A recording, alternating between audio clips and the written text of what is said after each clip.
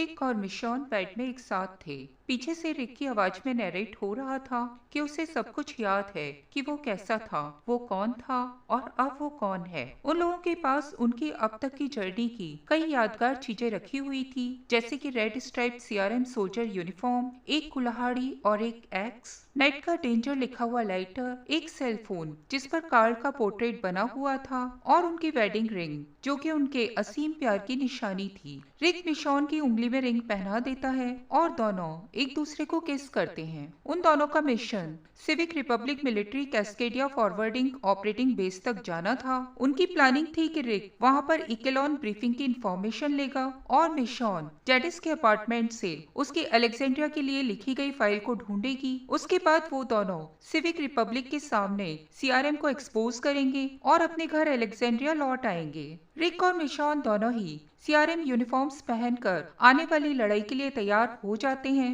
रिक sergeant major Rick Grimes के रूप में कैस्केडिया फॉरवर्डिंग ऑपरेटिंग बेस के पेरीमीटर में पहुंच जाता है और अपने आप को हाथ ऊपर करके सिविक रिपब्लिक मिलिट्री के गेट के सामने सरेंडर कर देता है। मिशॉन एक फ्रंट लाइनर के रूप में आर्मी बेस के अंदर घुस जाती है। रिक याद करता है कि उसके फादर ने जब उनकी फैमिली फार्म में आग लगाई थी तब उन्होंने कहा था कि उन्हें डरने की जरूरत नहीं है, क्योंकि ये सिर्फ एक बर्निंग प्रोसेस था। Command sergeant major Pearl Thorne sergeant major Rick Grimes को जिंदा देखकर खुश हो जाती है। रिक पर्ल थॉर्न को बताता है कि वो कंसाइनी डायना बैथून के साथ बेस की तरफ लौट रहा था। उस वक्त उनका हेलीकॉप्टर एक तूफान में फंस गया था और उनके ऊपर बिजली गिरी थी, जिसके कारण उन्हें हेलीकॉप्टर जमीन के बहुत नजदीक ले जाना पड़ा था। उस वक्त डायना बैथून ने उसे हेलीकॉप्टर से धक्का देकर पानी के अंदर गिरा दिया था, जिसके कारण उसकी जान बच गई थी। रिक डायना बैथून को हार्वेस्ट पॉइंट पहुंचाने के लिए थॉर्न को थैंक्स कहता है।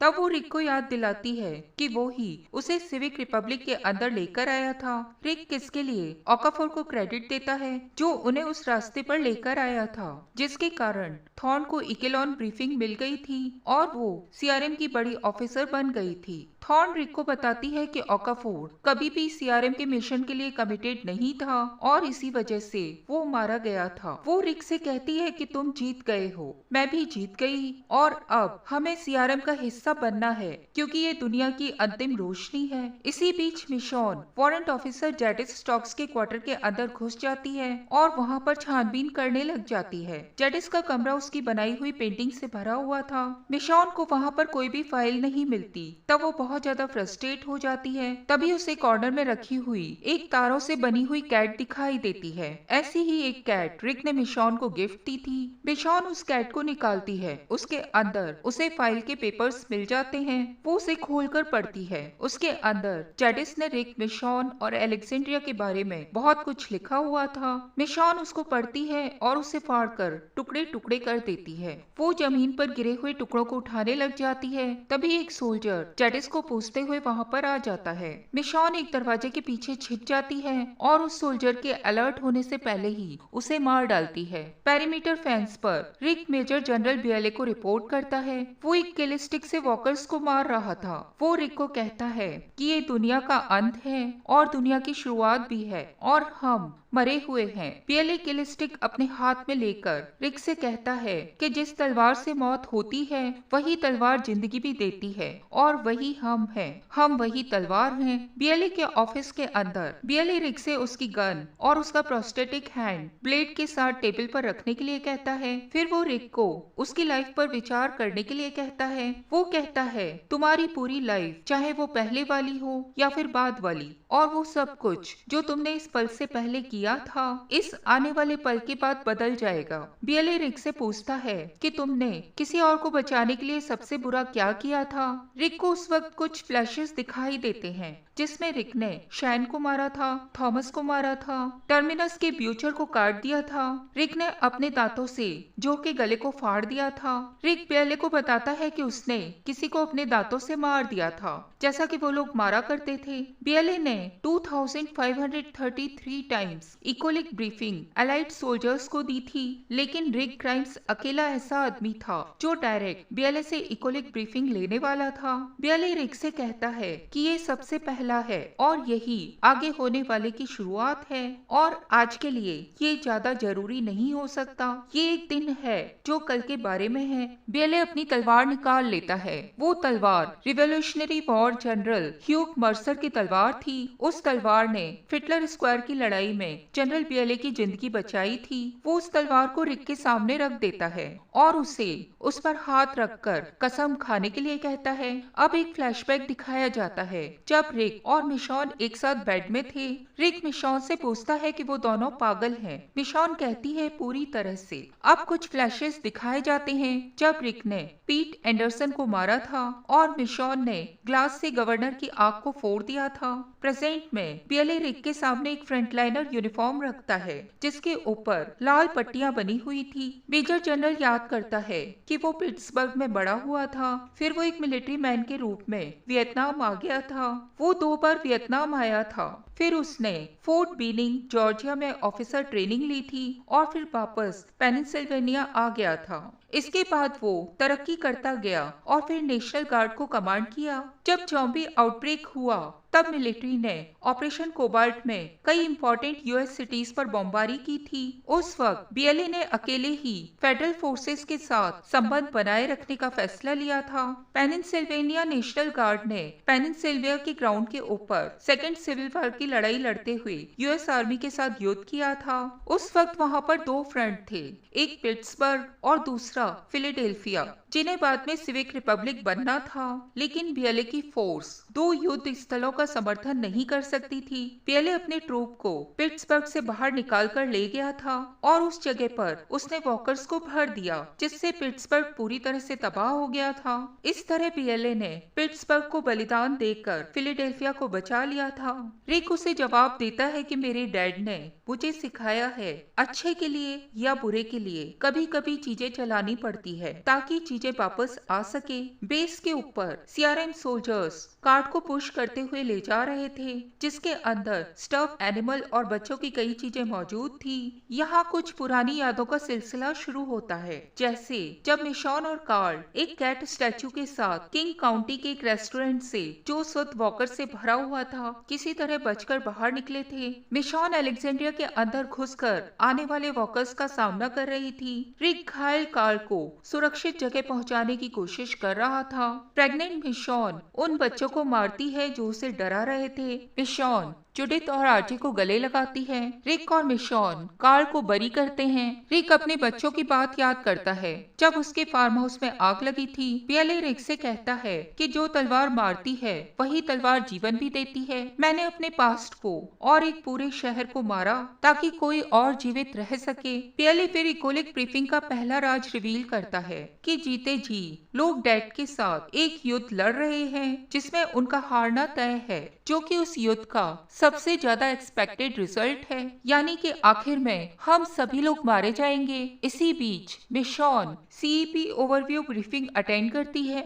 वहाँ पर सीआरएम फोर्सेस के ऑपरेशन एनवर्ड डब्ल्यू के बारे में बताया जा रहा था। चाइल्ड इवैक्यूएशन प्रोटोकॉल सीआरएम के फ्रंटलाइनर्स करेंगे जो कि पोर्टलैंड में फॉल्स आइडेंटिटी से रह रहे थे। वो फ्रंटलाइनर्स ऑपरेटिव्स पोर्टलैंड के स्कूल सिस्टम में छुपे हुए थे और वहां से सेलेक्टेड बच्चे को निकालने वाले थे। इन असेट्स को यानी कि बच्चों को निकालकर और उन्हें हेलीकॉप्टर से भेजने के बाद फ्रंटलाइनर्स पोर्टलैंड के ऊपर क्लोरीन गैस छोड़कर उसे पूरी तरह से डिस्ट्रॉय कर देंगे। इससे वहां पर मौजूद 87,000 सर्वाइवर्स मारे जाएंगे। इधर इकेलॉन ब्रीफिंग में बीएलए रिक के सामने एक और सीक्रेट खोलता है। सीआरएम की मॉडलिंग के अनुसार इस दुनिया में इंसानियत की लगभग 14 साल की जिंदगी बची हुई है। डेड, डिसीज और भूख इंसानियत के बचे हुए हिस्से को पूरी तरह से मिटा देंगे, जिसमें सबसे ज्यादा रिजल्ट ये होने वाला है कि दुनिया मुर्दों से भरी हुई होगी जो एंड में सड़ने के बाद पेड़ों के लिए खाद बन जाएंगे। ये सब एक अजीब नस्ल के लिए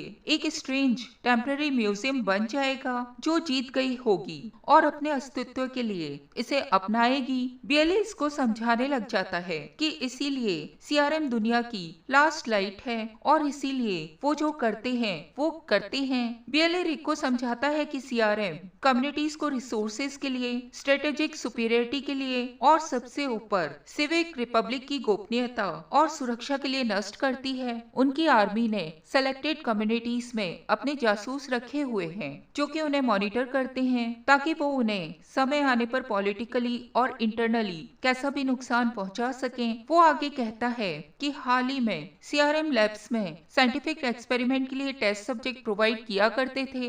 ओमाहा और कैंपस कॉलोनी को वॉकर्स ने नहीं, सीआरएम ने डिस्ट्रॉय किया था और अब 18 घंटे के अंदर ऑपरेशन N1W से सिविक रिपब्लिक मिलिट्री इस पूरे कॉन्टिनेंट में या शायद पूरी दुनिया में एक सुप्रीम फोर्स बन जाएगी। पहले का समय दिखाया जाता है जब रिक और मिशॉन बेड में थे और बातें कर रहे थे। उन लोगों ने ये ऑपरेशन सीआरएम की सच्चाई सिविक रिपब्लिक के सामने लाने के लिए बनाया था।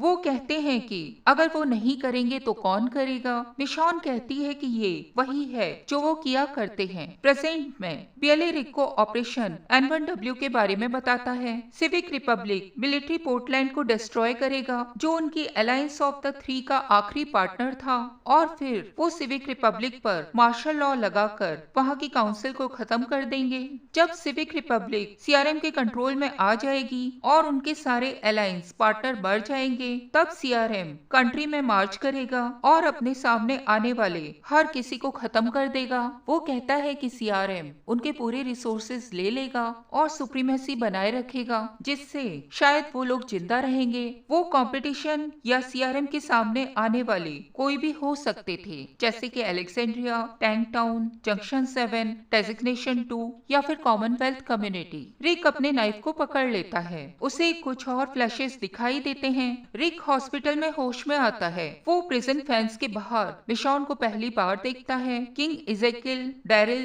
नीगन, मॉर्गन, यूजीन, कैरोल, मैगी, इन सबको भी दिखाया जाता है। N1W ब्रीफिंग मीटिंग में मिशॉन अपनी वॉकी टॉकी का बटन क्लिक करती है। पहले का समय दिखाया जाता है जब रिक और मिशॉन बेड में थे और अपने प्लान के बारे में बात कर रहे थे। वो दोनों जेडिस के हेलीकॉप्टर से सिविक रिपब्लिक बेस पहुंचेंगे और अगर मिशॉन को बेस पर कुछ प्रॉब्लम होगी तो वो रिक को वॉकी पर मैसेज भेजेगी। प्रेजेंट में रिक को मिशॉन का मैसेज सिग्नल मिल जाता है। मिशॉन बहुत ज्यादा डर जाती है। उसे समझ में आ जाता है कि बच्चों के खिलौने और दूसरे कंफर्ट आइटम से भरी हुई कार्ड्स पोर्टलैंड से निकाले गए ट्रॉमेटाइज्ड बच्चों को कंफर्ट कराने के लिए थी। उसे कार्ल, जुडिथ और आरजे दिखाई देते हैं। वो थिएटर से बाहर निकल जाती है। सीआरएम अधिकारी कहते हैं कि कैसे बचाए गए बच्चे उनकी सिविलाइजेशन के सर्वाइवल के लिए डिफरेंस बन सकते हैं। वो कहते हैं कि पोर्टलैंड के खत्म होने से पहले उन्होंने उससे एक फ्यूचर चुराने की कोशिश की है।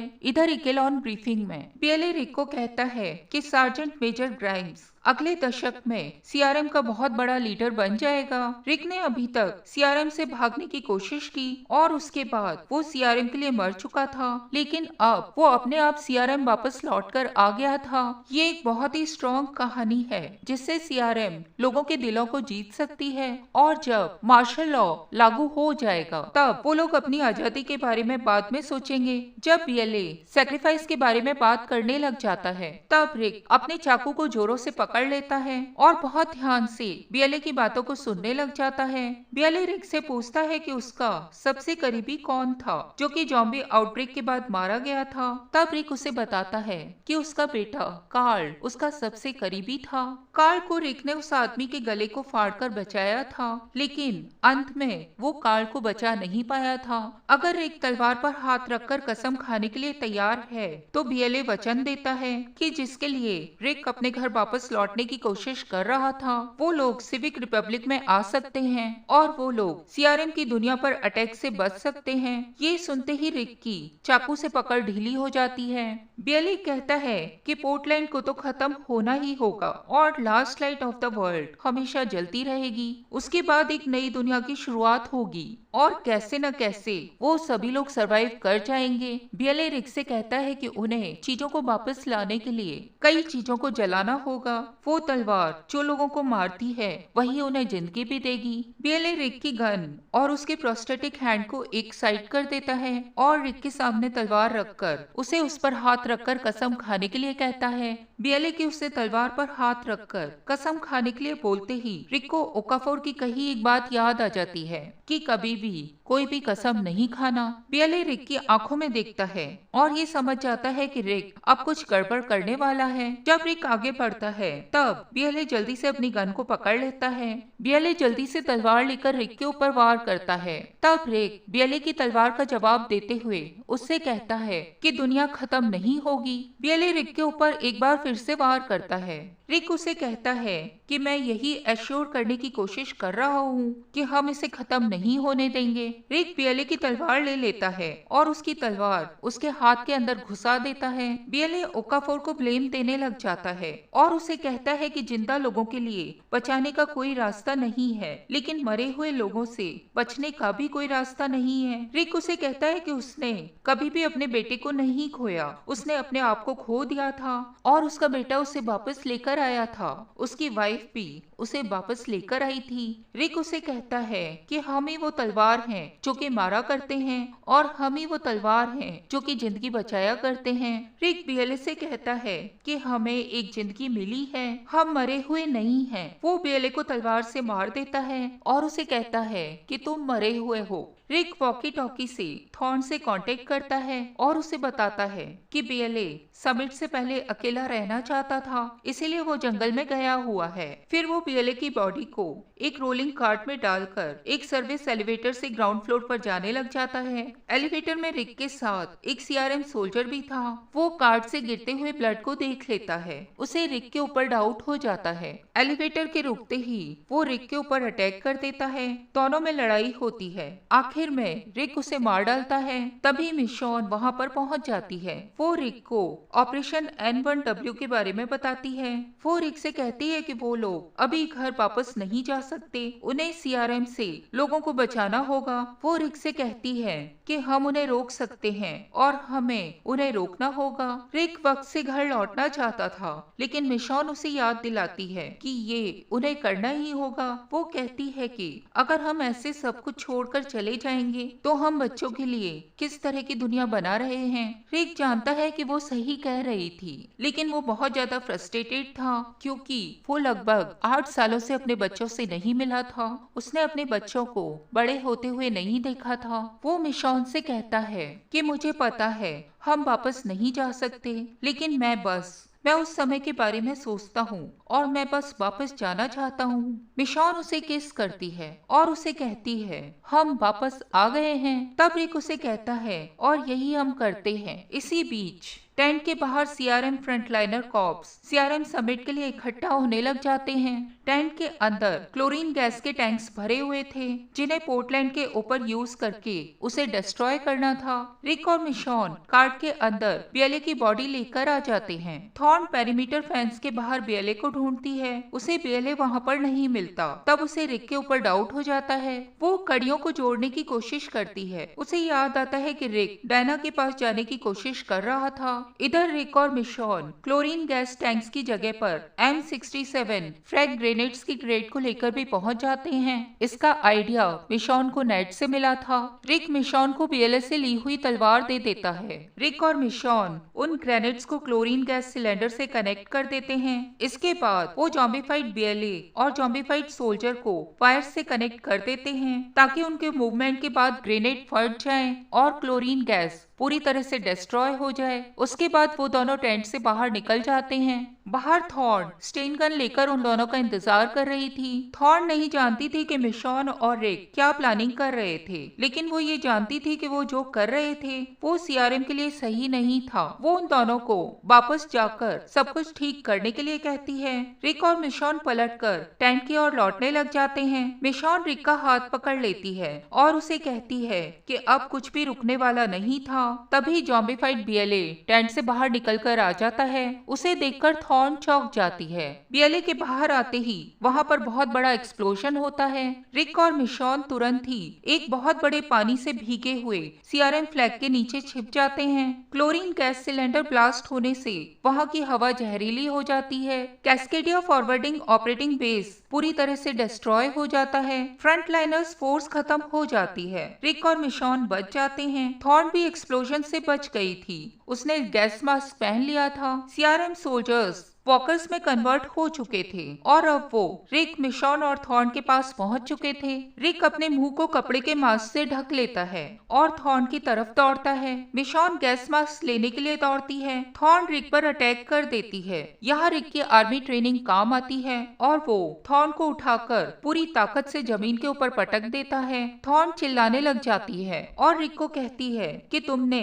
हमारा चांस बर्बाद कर दिया, तुमने पूरी दुनिया को बर्बाद कर दिया। तभी कुछ ज़ॉम्बीफाइड सोल्जर्स वहाँ पर आ जाते हैं। रिक उनका सामना करने लग जाता है। मिशॉन पियले की तलवार लेकर आती है और थॉर्न के पेट में वार करती है। थॉर्न मिशॉन से कहती है कि इस मरी हुई दुनिया में प्यार भी मरा हुआ है। मिशॉन उसे कहती है कि प्यार कभी भी मरता नहीं है। इधर रिक वॉकर्स के बीच में घिर जाता है। वो एक ग्रेनेड की पिन को खींच देता है। वॉकर्स ब्लास्ट हो जाते हैं। मिशॉन को लगता है कि रिक अब मर गया, मगर क्योंकि प्यार कभी नहीं मरता, रिक वॉकर्स की बॉडी जिन्हें उसने अपने बचाव के लिए यूज किया था उनके पीछे से बाहर निकलता है और मिशॉन को गले लगा लेता है। मरते हुए थॉर्न महसूस करती है कि ओकाफोर सही था। वो अपने गैस मास्क को रिक को दे देती है और उसे कहती है बस तुम्हें उम्मीद करनी होगी कि बीएलए गलत था। सीरीज के एंड में मॉन्टेज दिखाया जाता है कि रिक और मिशॉन ने ऑपरेशन N1W को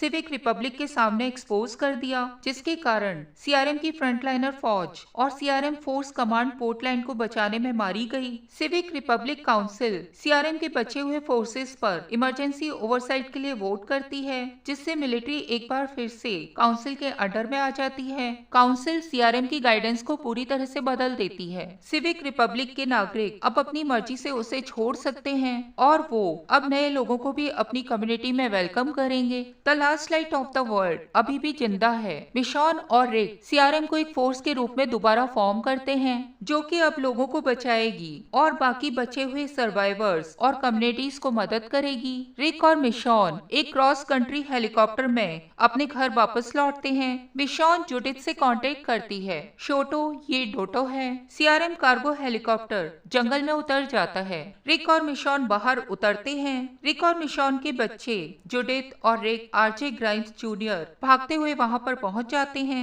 जुडिथ की कमर पर रिक का कोल्ट पाइथन हॉलिस्टर टंगा हुआ था और उसकी छोटी सी तलवार भी थी। आरजे किंग काउंटी शेरिफ के डिपार्टमेंट की टोपी पहने हुए था, जो रिक ने कार्ल को दी थी, फिर जुडिथ को और फिर जुडिथ ने आरजे को दे दी थी। मिशॉन बच्चों को गले लगा लेती है। रिक 8 सालों के बाद अपने परिवार को देख रहा था। रिक भी जुडिथ और आरजे से मिलता है, उन्हें गले लगाता है। आरजे रिक से पूछता है कि क्या तुम वही ब्रेव मैन हो। रिक उसकी शेरिफ की टोपी ठीक करता है और उसे कहता है कि मैं वही हूँ, लेकिन तुम मुझे डैड बुला सकते हो। आरजे अपने डैड रिक को कहता है कि मैं जानता था कि तुम वापस जरूर आओगे, मुझे यकीन था। सीआरएम एड हेलीकॉप्टर्स ऊपर उड़ान भरते हैं। रिक ग्राइम्स का परिवार एक साथ गले मिलता है। They are the ones who live. दोस्तों, अगर आप लोगों को ये सीरीज बहुत अच्छी लगती है और मेरा एक्सप्लेनेशन आप लोगों को अच्छा लगता है, तो आप लोगों से विनती है कि कृपया लाइक सब्सक्राइब जरूर किया कीजिए। मुझे इससे आप लोगों का सपोर्ट मिलता है और आगे काम करने की बहुत ज्यादा हिम्मत मिलती है।